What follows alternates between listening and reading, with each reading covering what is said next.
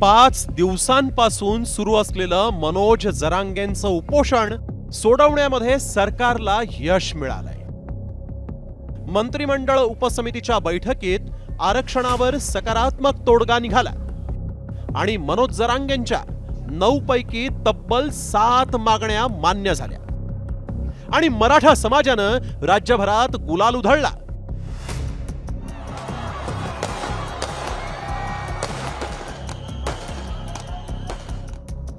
मात्र सरकार आणि जरांगेंमध्ये झालेल्या वाटाघाटीत नेमकं काय घडलं, कोणत्या मागण्या मान्य करण्यात आल्या पाहूया।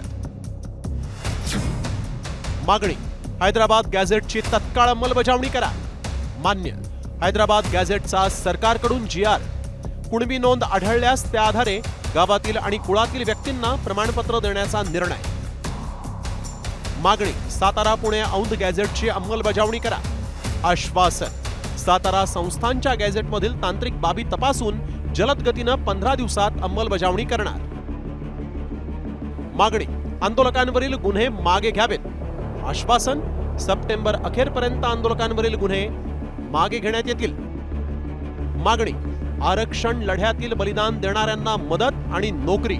आश्वासन, आंदोलनात बलिदान देणाऱ्यांच्या कुटुंबियांच्या खात्यामध्ये 15.80 कोटी रुपये जमा, तर 36 अर्जदारांना नोकरी देण्यात येणार। मागणी, 58 लाख नोंदींची यादी ग्रामपंचायतीवर लावा। जात पडताळणी प्रमाणपत्र तत्काळ द्यावे। आश्वासन, ग्रामपंचायतीवर नोंदी लावू आणि दर सोमवारी जिल्हाधिकाऱ्यांची बैठक घेऊन प्रकरण निकाली काढू। मागणी, शिंदे समितीचं तालुका स्तरावर कार्यालय आणि वंशावळ समितीचं गठन करावं। आश्वासन, मागणी मान्य। मागणी, मोडी आणि फारसी लिपीच्या नोंदी शोधण्याचे अभ्यासकांना अधिकार द्या। आश्वासन, अभ्यासकांना शासकीय मानधन आणि अधिकार देण्यात येतील। मागणी, मराठा आणि कुणबी एकच असल्याचा GR काढा। आश्वासन, त्याची प्रक्रिया किचकट, त्यासाठी 2 महिन्यांची मुदत।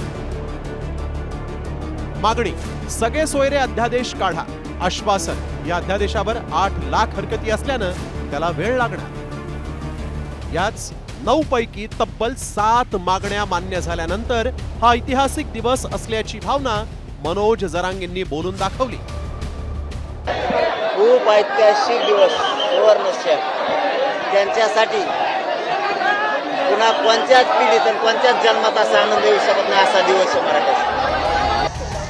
मनोज जरांगेंच्या 80% मागण्या मान्य झाल्या आणि मराठा समाजानं गुलाल उधळला। मात्र याआधीही वाशीतील आंदोलनाच्या वेळेस असाच गुलाल उधळण्यात आला होता। त्यामुळे आता तरी सरकार दिलेलं आश्वासन पूर्ण करणार का आणि मराठा समाजाला मिळालेलं आरक्षण कोर्टातही टिकणार का याचीच उत्सुकता आहे। ब्युरो रिपोर्ट, साम TV न्यूज।